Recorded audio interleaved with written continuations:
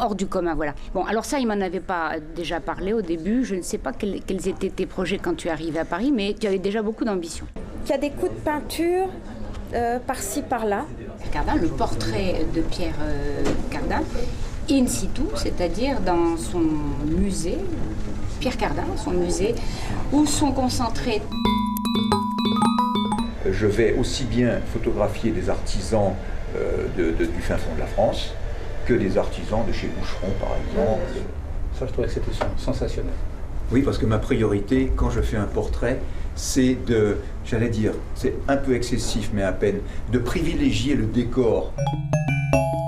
Vous devinez un petit peu l'essence, quoi. Oui, l'essence. Et donc, j'ai passé ma vie ou sur la scène du Crécy ou sur les plateaux télé.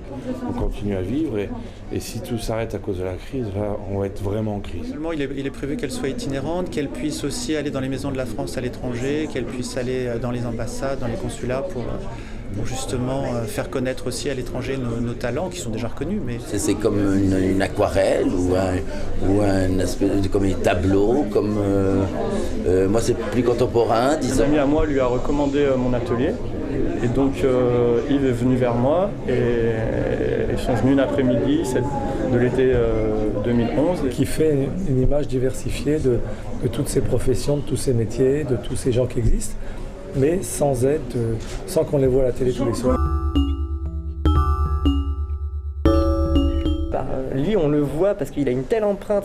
Et c'est marrant parce que quand on consulte le bouquin, ça griffe par plusieurs petits éléments. Et j'ai dû être bloqué parce que je pense que la photo est très belle, je dis oui, merci. elle est belle, tu vas voir. Mais j'aurais aimé avoir un sourire.